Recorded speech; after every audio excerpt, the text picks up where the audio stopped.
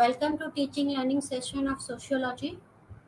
Today we will start with a new subject BSOC 134 Methods of Sociological Enquiries. In this we'll discuss about research in social science. We'll start with the unit 1 of BSOC 134, that is research. Welcome to teaching learning session of sociology. Sciences. Today what is research? Start with a new subject BSOC. Social research is a systemized effort to gain new knowledge. In this, research is nothing research in social science, but the systemized effort of to gain new knowledge.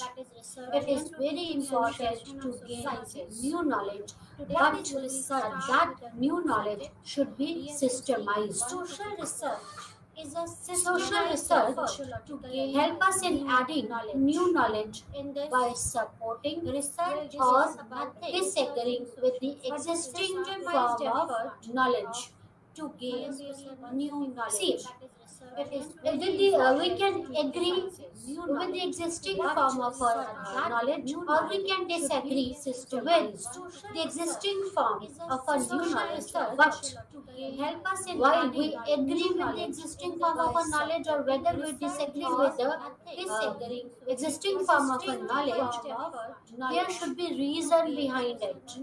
See, we can set a discard with the existing anything like this. It should be a systemized effort. Research, remember this thing, systemized effort to gain new knowledge is research. Let us discuss about the definition of social science research. Social science research can be defined as a part of re-examining the social world. It should be a systemized effort with the goal of better understanding or explaining why or how people behave.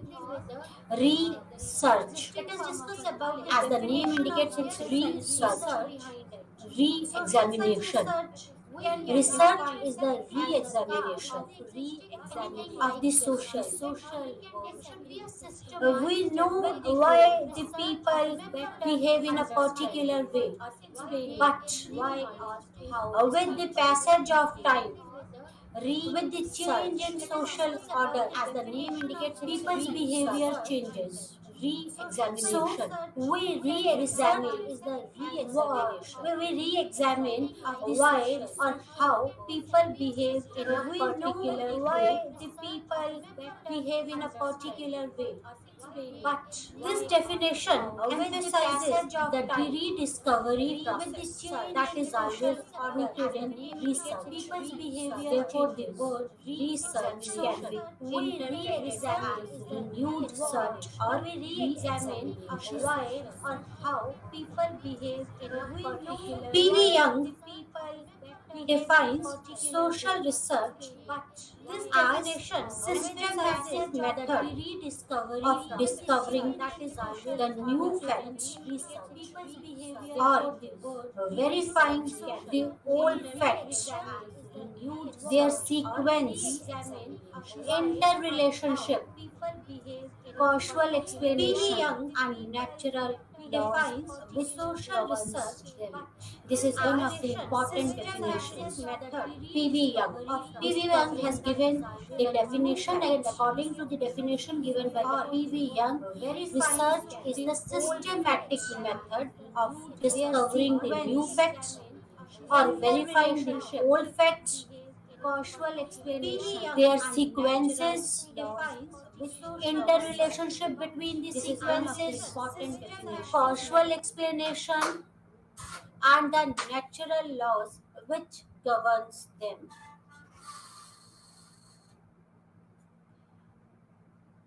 Stephenson defines social research as a manipulation of think concepts or symbols for purpose of generalizing to extend correct and verifying knowledge. Whether that knowledge aids in the construction of a theory or in the practice of an art. Social research is also defined as comprising of defining and redefining the problems. We define the problem and redefine the problem, formulating hypotheses or suggesting solutions, collecting, organizing, and evaluating data, making deduction, and making conclusion, and at last carefully testing the conclusion to determine whether they fit the formulated hypothesis. So, research can be defined as comprising of defining and redefining the problem. First of all, define the problem. The first step of research is defining or redefining the problem. Define the problem, again refine the problem and redefine it. Then formulate the hypothesis or suggestions or solutions. Collect the data according to your problem. Evaluate that data. Make deduction and make conclusions. And it is very important to test the conclusion to determine whether they fit the hypothesis, formulated hypothesis, or not.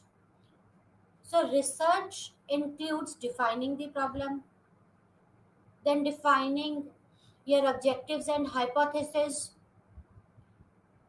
collection, analysis, evaluation, and drawing the conclusions from that data, and then checking the that conclusion or testing that conclusion whether they fit to the formulated for hypothesis. Social research involves learning something new about social world. Why we do research? It is just to learn new things about our world. A research therefore needs to think logically, follow rules, and repeat steps over and over.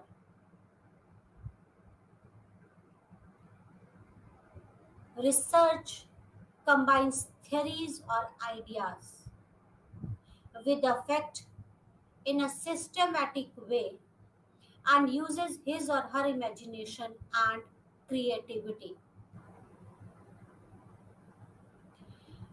It is very important for a researcher to combine their theories or ideas.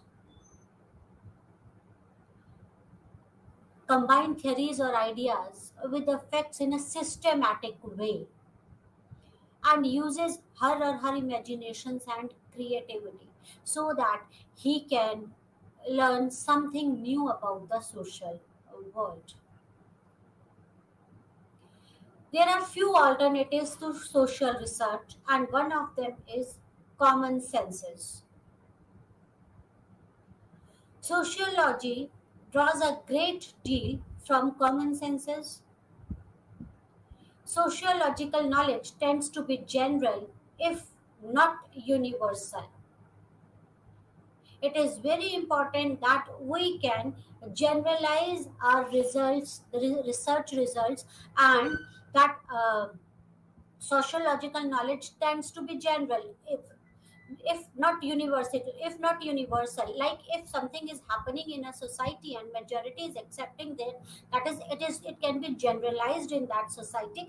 We cannot universalize that it might be happening in all the society, because many things depends on the culture, right? So sociological knowledge tends to generalize, if not universal. Common senses knowledge is particular and localized. That is, it is confined to a definite area, to a particular area. Common senses is not only localized, it is also unreflective, since it does not question its origin and presupposition. Sociology also helps us to show that common sense is highly variable.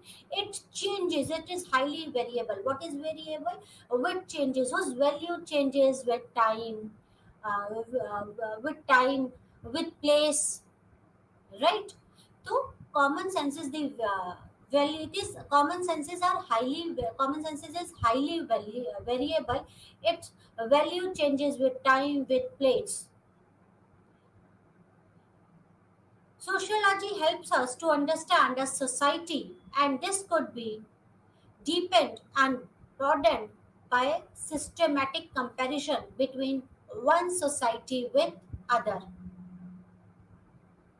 We can understand this society better by comparing one society with other, and common senses is not in a position to reach an understanding.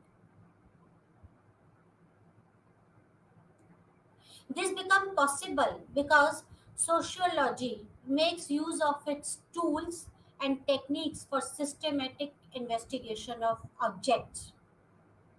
How sociology helps us to understand society better by comparing societies, because it uses its tools, its techniques for systematic investigation of an object, while common sense involves preconception, which is rejected by sociology. Common sense is based on preconceptions, while the sociology is that the research, also sociological research, uses tools and techniques for the systematic study of the object. Common sense is easily constructs imaginary social arrangement which is utopian, whereas sociology is anti-utopian, and its central preoccupation with the disjunction between ideal and reality in human society. Sociology is also anti-fatalistic in its orientation. It does not accept a particular constraint taken for granted by common senses as eternal or immutable. Sociology is further value neutral.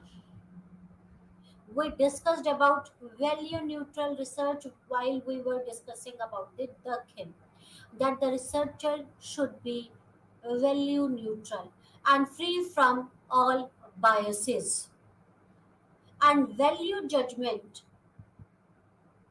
But common sense is often a source of biases and error because it is a preconception. Common sense is localized. It depends our culture, our society impacts our common senses. But this sociological research that is free of biases, it should be value neutral. Common sense knowledge is our routine knowledge people have of their everyday world and activities. Different sociological approaches adopt different attitudes to common sense knowledge.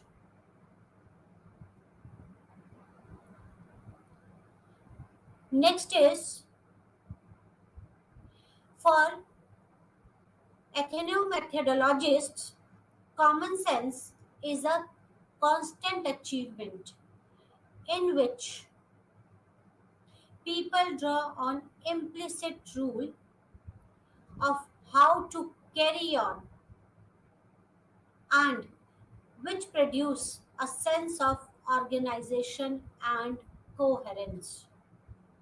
We'll discuss about ethnomethodology later, but according to ethnomethodologists, Common sense is a constant achievement, and this common sense is responsible for the organization and coherence. It unites, this common sense unites the people in the society. It is responsible for integration of society.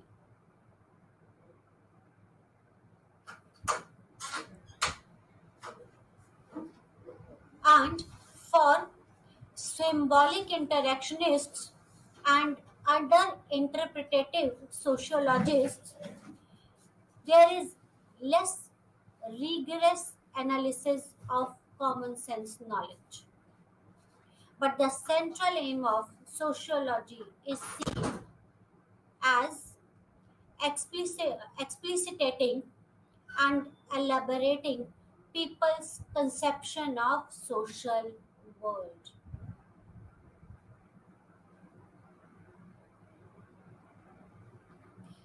For Durkheim, sociology must break free of prejudices of common sense perception before it can produce scientific knowledge of the social world. According to Durkheim, a researcher should be unbiased, should be value free. There should be no prejudices of common sense perception. Then only one can study the society scientifically. And for Marxists, much common sense knowledge is ideological, or at least very limited in its understanding of the world. As we all know, he has given the theory of alienation and class conflict. So, from that, we can understand this point that, according to Marx, that common sense knowledge is ideological, or at least very limited in its understanding of the world. They don't understand the world, they have a limited knowledge, or this common sense is just an ideological concept, according to Marx.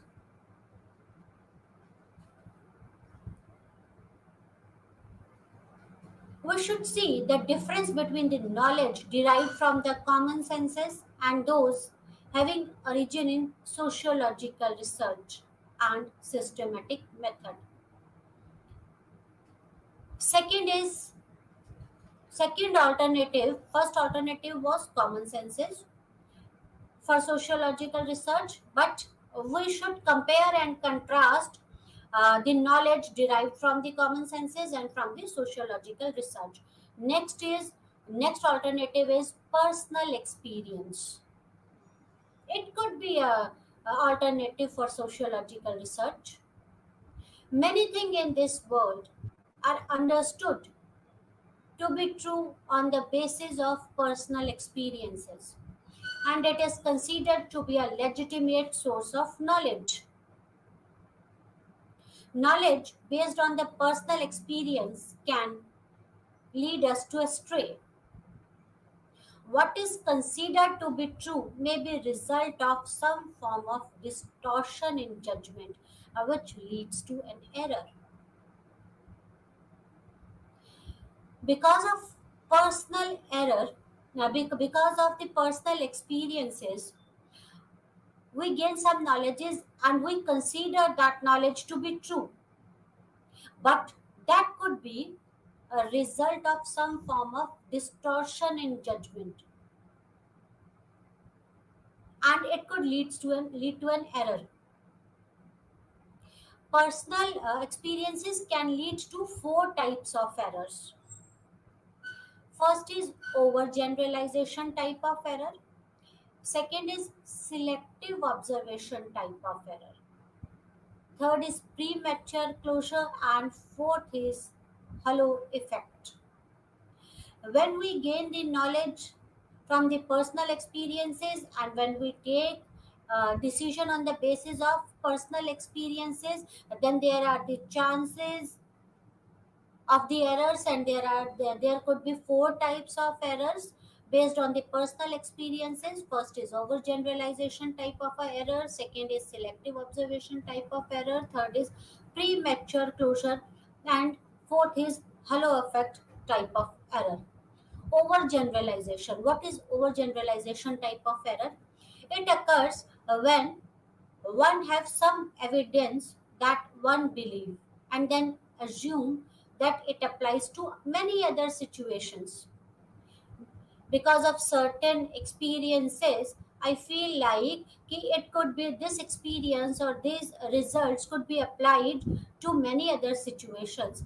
Sometimes this may go far beyond what can be justified based on the data or empirical observation that one has. It is very important to generalize. In research, it is very important to generalize your result. If you can generalize your result, then only you can say that your research is significant. But overgeneralization could be a problem at times. What researcher thinks that he can apply that results to many other situation, but it may not be justified on the basis of the data or the empirical observation that one has. So it leads to overgeneralization. Then the selective observation occurs when individual takes a special notice of small portion of reality and generalized from them.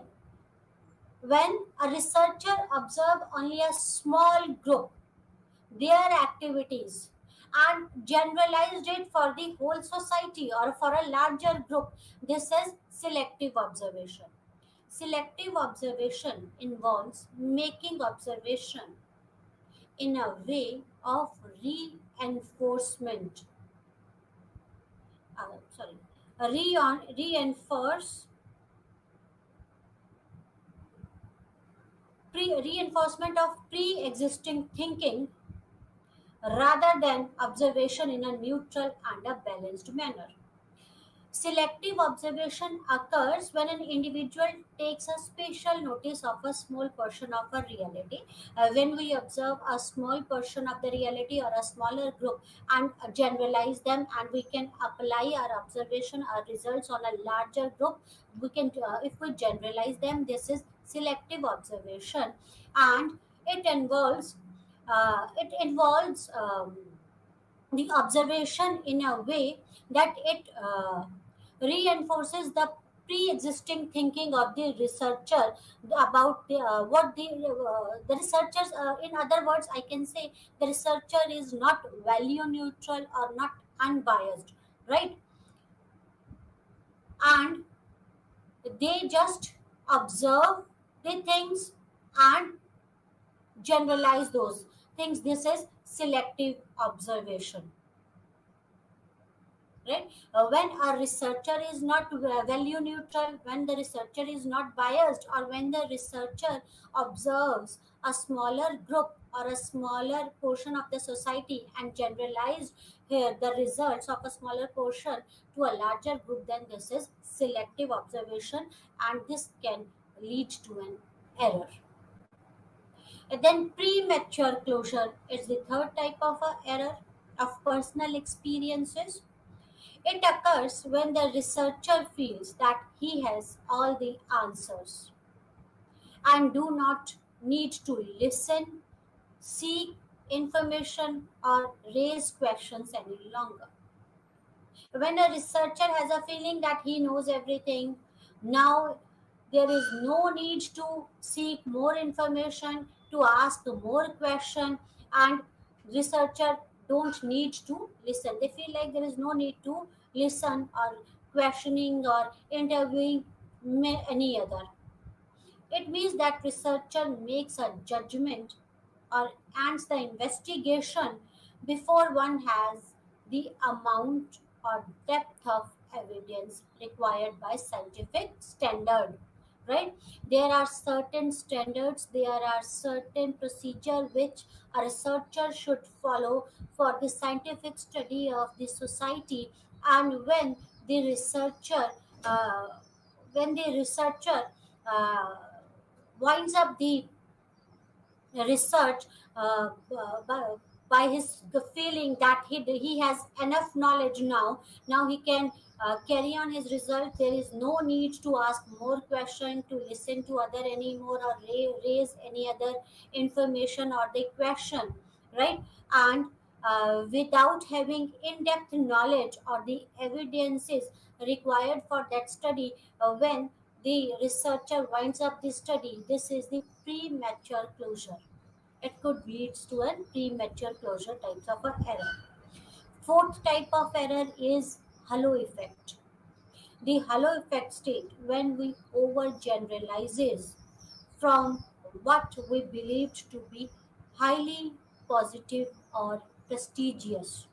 It means that we allow the prior reputation of a person, place, or thing to color one's evaluation rather than evaluating all in a neutral and equal manner. What is halo effect? That is preconception. When researcher has a preconception about someone, about something, about some event, and that preconception or the image of someone's, the previous image of someone's overshadowed the present of the subject under study. And when researcher ignores this, or when researcher um, uh, allows this to happen, this leads to a fourth type of error, that is halo effect. What is halo effect?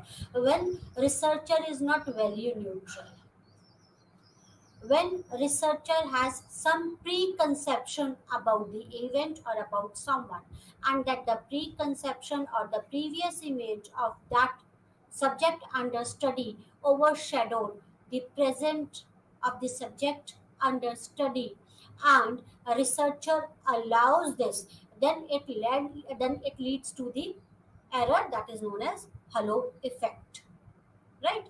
So personal that is personal observation could be an alternative to sociological research, but it leads to an error, and we discussed the four types of error which could occur because of the personal observations. Now let us discuss the sociological imagination in social research.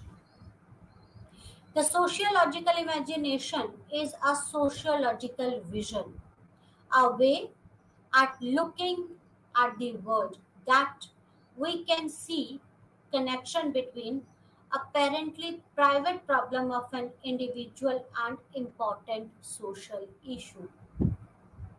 What is sociological imagination? It is a sociological event, a problem which we can say it is his or her personal problem, right? But that problem is could be an important social issue, right?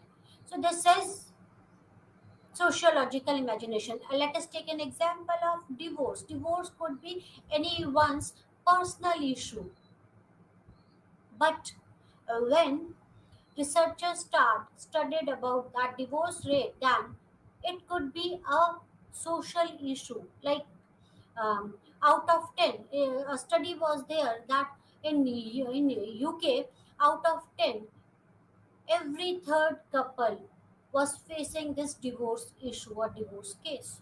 Stress. Stress could be personal problem. Work related stress or personal stress could be personal problem. But it could be a social issues.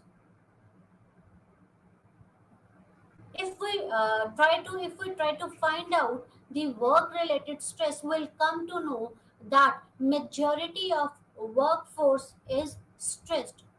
This stress is not a personal issue, but it could be a social issue. The sociological imagination require us to think ourselves away from the familiar routines of our daily lives in order to look at them anew. Sociological imagination argue for humanist sociology, connecting the social, personal, and historical dimension of our lives, which is critical of abstracted empiricism and grand theory alike. So, sociological imagination favors humanistic approach. It connects the personal, social, and historical dimension of our lives. According to sociological imagination, we cannot study society by the laws of natural sciences. They are critical of abstracted empiricism. Adopting a sociological imagination allows us to see that many events which appear to concern only the individual actually reflects the larger issues, as I have given you the example of stress and divorce. The use of sociological imagination in social science research leads us to larger picture. It allows us to generalize from the experiences in everyday life. What was the Durkheim perception for sociological research? Durkheim advocated two basic procedures for establishing sociological proof. The first is the examination of cause and effect relationship between social phenomenon. According to Durkheim, if there is a relationship in of cause and effect relationship in every social phenomenon, current siddhant, right? That if something is happening, if some social phenomenon is happening, there must be a reason behind it. So the first is he asked to examine the cause and effect relationship between the social phenomenon. Second procedure was the method of concomitant variation. Then he asked for the concomitant variation. To examine this cause and effect relationship, Durkheim was of opinion that comparison could be made of those phenomena where both were simultaneously present, and we see whether the variations they display in these circumstances suggest that one depends on the other. How could you imagine, how could you find out this cause and effect relationship? So Durkheim suggested that you could compare these situations, uh, or compare the phenomenon that both were simultaneously present. That is the cause, that the effect and cause both were present in. Compare and contrast the two situations or two phenomena where both the cause and effects were present, right, simultaneously, and try to find out the variations, right, they display in the circumstances. Try to find out whether there is any variation in the circumstances, right, or not. Then only you can find out the relationship between the cause and effect, right, cause and effect relationship. If you feel like that the results are some are more alike, then you can find out that yes, there is one factor which is impacting the another factor in many circumstances. So there is a relationship, that is a cause effect relationship between the variables. If it is not like that, then you can say that there is no relationship between there is no relationship of cause and effect between the factors. So compare and contrast the situations, and where both the cause and effect variable should be present simultaneously. When the phenomenon can be artificially created at the will of the observer, then this method is called the experimental method.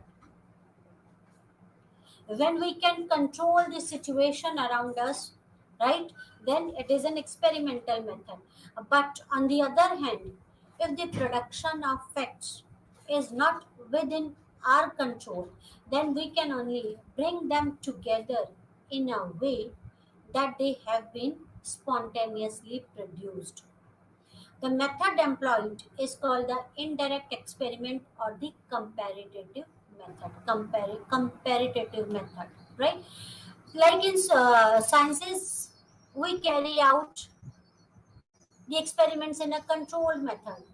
But in social sciences, normally we cannot control the environment, right? When we can control the environment to carry out our experiments, then that is called the experimental method. And when we cannot control our surroundings to carry out the experiments, then the method employed at that in that situation, the method employed is called the indirect experiment or the comparative method. Then only we can compare the things. For Durkheim, sociological explanation rests exclusively in connecting a phenomenon to its cause or a cause to its effect. Since the social phenomena are beyond the control of the researcher and can escape the experimenter, comparative method for Durkheim was only method suitable for sociology. As I told you, in social sciences, it is not possible to control our surroundings. So Durkheim suggested that comparative method is the best method to study these sociological researches, and that cause and effect relationship or phenomenon is very important. To understand the cause and that is cause and effect relationship, one should compare the two situations where both cause and relation should be present simultaneously. Durkheim rejected the historical method advocated by Comte, Auguste Comte. Auguste Comte suggested the historical method, but Durkheim rejected that method. Durkheim argued that not only forms of comparative method were equally applicable to study of social facts. He advocated for the comparative method, but again he said not all forms of comparative method are equally applicable to study of the social facts, because social phenomenon is spontaneous, we cannot control them, and we can compare them, but all method of comparison excuse me, we cannot imply the all form of comparative method in study of the social facts. He proposes three methods by which such serial systematic variation might be found. First, when dealing with very general facts about which we have extensive statistical data, the sociologist might limit his study to a single unique society. When can a researcher can limit the study to a single unique society? When a researcher has extensive statistical data, when they have the number, right? Then only a researcher can limit the study to a single unique society. The second method, that is collecting the facts from the several societies of the same social types, make available more extensive field of comparison. When you compare the data from the several society, it makes the data available or the fields of extensive field of comparison. The sociologist could now confront the history of one society with another to see if the same phenomenon evolves over a time in response to same condition. That is here, from the here you can understand the cause effect relationship, how you can compare cause effect relationship. How you will come to know about this? By comparing this society, the history of the societies with one another. But this method is applicable only to phenomena which have arisen during the existence of societies in question, and thus ignores that part of society's social organization which is inherited ready made from earlier society. The problem with this is, or the constraint with this is, with this method is that it is applicable only to phenomenon which has arisen during the existence of society in question. While what is the existence in societies in question means when you are studying that society, but this ignores those things which a society inherits from the previous societies or from the earlier societies. So when you study the present society but ignores the past or the previous inheritance from the society, then this is a constraint of this method. The third method was the genetic method. The genetic method yields both analysis and synthesis of the fact under study by showing how each component element of the phenomenon was successively added to other. It reveals them in their dissociated state and by means of the broader field of comparison. So he suggested three methods. First method is when you have enough statistical data, you can go for a study of a single society. Second method is the comparative study of the society, and the third method he suggested is the genetic method. And the genetic method yields both analysis and synthesis of facts. The fundamental condition on which formation and association of these elements depends are determined. According to Durkheim, the characteristic of social research is that it is independent of all preconceptions, whether philosophical or practical, and it is objective. Right? As we know that Durkheim emphasized on the objectivity of this study. So, according to Durkheim, research of social sciences should be free from all preconceptions, should be free from the values, beliefs of the researcher. Researcher should be unbiased. It should be free from the preconceptions of the philosophical or practical aspects of the researcher, and that this research should be objective. There should be a clear cut objective what a researcher want to study. There are two types of researches in social sciences: qualitative research and quantitative research. Both types of researches are important. Qualitative research, let us discuss about the qualitative research first. Qualitative research in social sciences basically depends on observation and interaction in the field where the research is being conducted.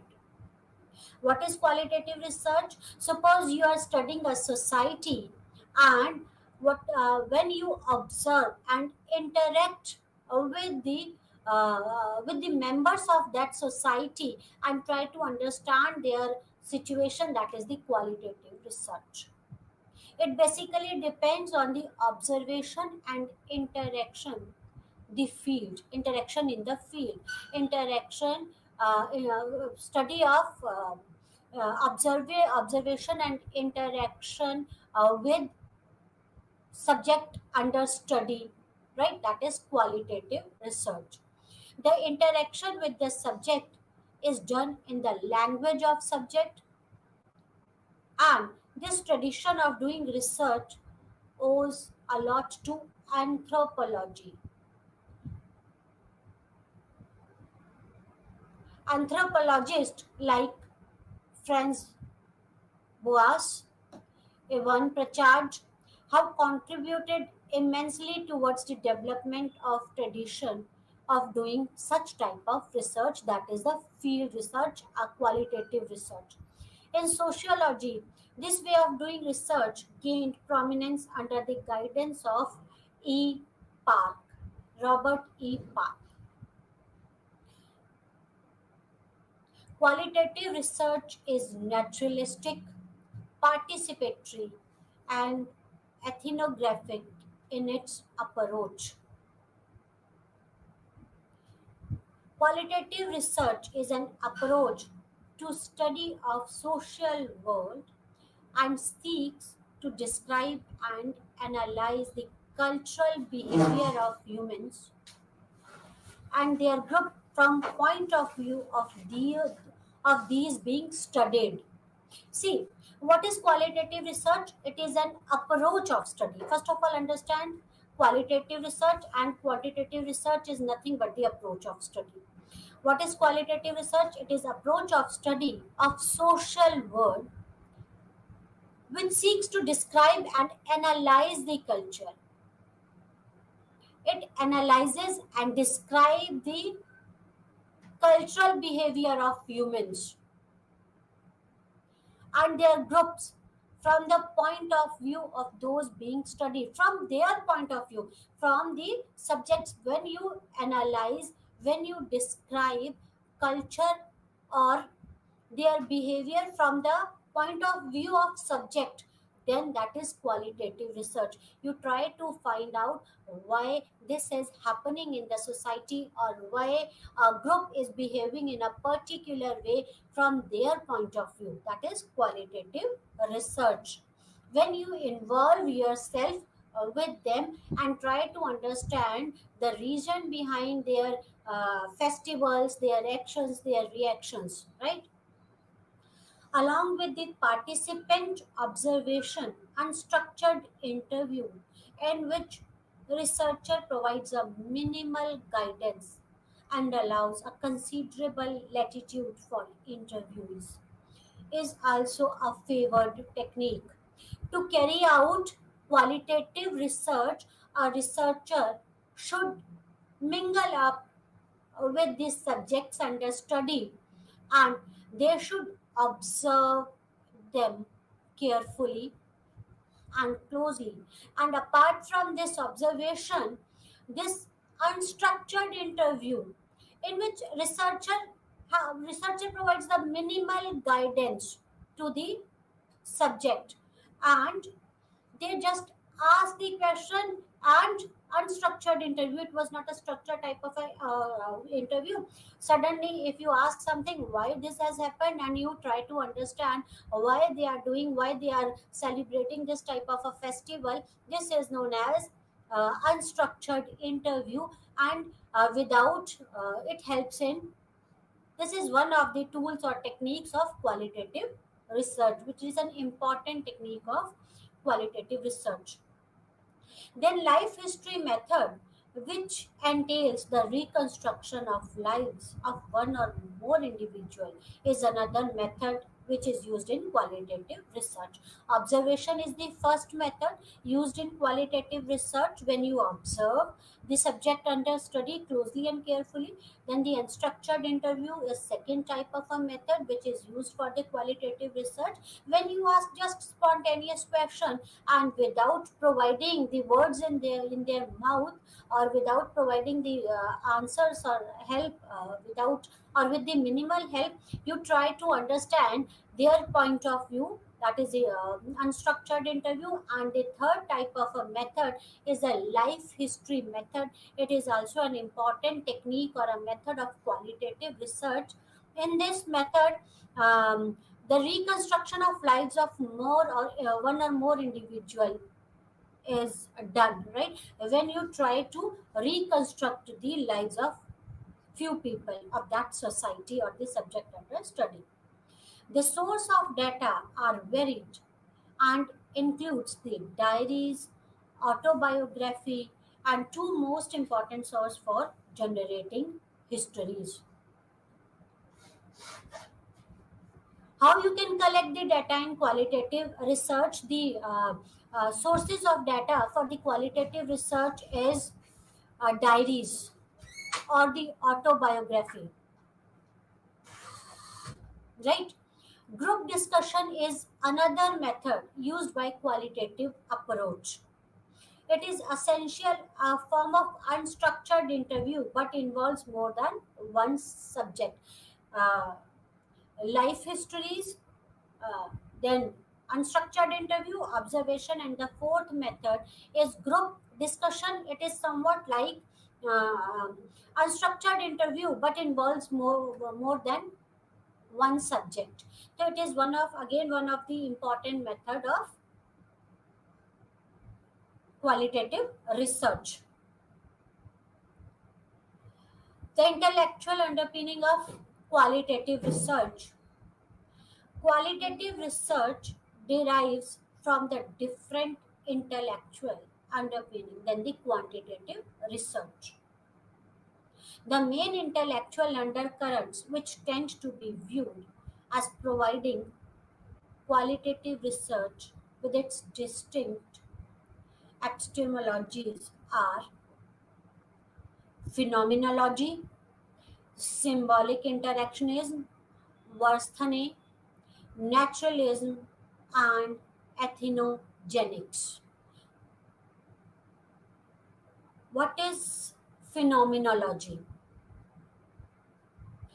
Phenomenology, the phenomenological perspective in sociology, reject many of the assumptions of positivism. Phenomenology involves a systematic investigation of the consciousness, which is considered to be the only phenomenon that we can be sure of. What is phenomenology? Phenomenology is a systematic investigation of the consciousness. It is study or the study of the consciousness, a systematic study of the consciousness, and it rejects many assumptions of positivism. Phenomenologists argue that the subject matter of social and natural sciences is fundamentally different. Positivists said that the subject matter of social sciences and natural sciences could be same, are same.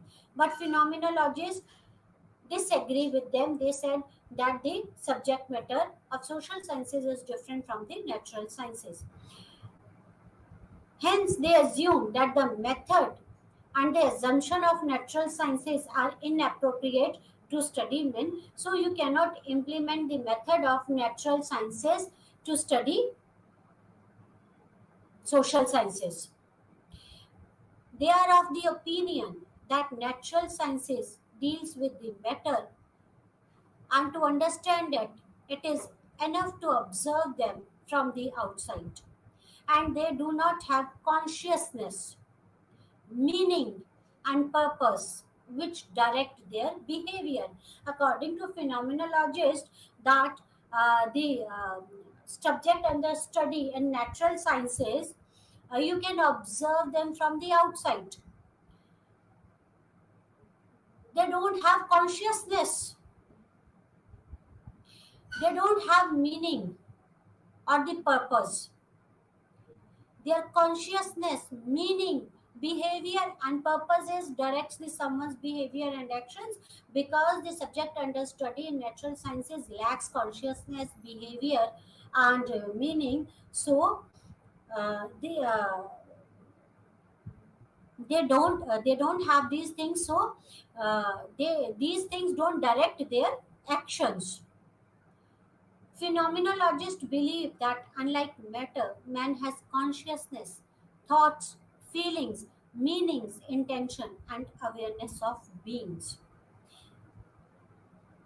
Human beings have consciousness, they have feelings, they have intentions to do something, they are aware, right? So, how can you study the natural sciences like how can you study the social sciences on the principles of natural sciences while the natural sciences lacks these things and the according to phenomenologists while the social sciences has that human beings have consciousness, thoughts, feelings, intentions, meanings, and awareness. And because of this his actions are meaningful, because of the consciousness, because of the feelings, because of the intentions, because of the emotions, his actions are meaningful. He defines the situation and gives meanings to his action and those of others. As a result, he doesn't simply react to the external stimuli, he doesn't simply behave, but he acts. So, how can you? Phenomenologist states that the actions of human beings or the actions of humans or social animals are meaningful. These actions are guided by their consciousness. These actions are guided by their intentions, by their attitude, and these situations they defines these human or the societies or the social animals defines the situations and give the meanings to their actions according to this situation. They could differ this situation, they can differentiate between this situation, and according to a particular situation they react. So they don't simply react to this external stimuli, but they act, not simply behave. So they discarded. So they said that we cannot study, phenomenologist states that we cannot study the society on the basis of natural laws, because according to them the societies have consciousness, thoughts, feelings, right, intentions, which natural sciences lacks. If action comes from this subjective meaning, it follows the sociologist must discover those meaning in order to understand action. Understand this point. If actions comes from the subjective meaning, it follows the sociologist must discover those meaning in order to understand that action. If in order to understand the action, one should understand the subjective meaning or the situation and the meaning of that action.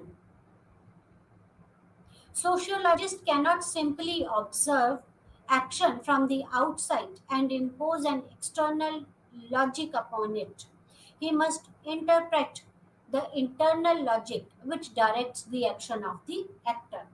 So, phenomenologists said that only by observing from the outside about the actions and then analyzing this and then interpreting the action is not enough.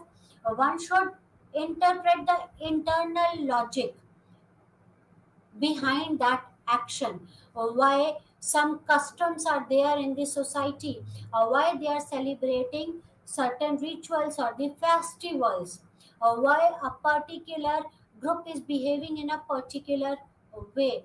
There should be one should that the researcher should understand the internal logic. They should understand their behavior not only by observing from the outside and then imposing an external logic upon that will not work in sociology, in study of society. Max Weber was the first sociologist to outline this perspective. He was the first one who advocated for this perspective that one should understand the logic behind someone's action. So phenomenology states that one should understand the reason behind one's action because human society is different from the natural sciences. Human society is different from the natural sciences. They have consciousness, they have feelings, they have attributes, right? So to understand society, to understand their action, one should understand the reason behind it. So they said that you cannot, phenomenologists said that one cannot apply the concepts of natural sciences on social sciences. That's all for today. Thank you very much. In our next lecture we will start with social interactionism. Namaskar.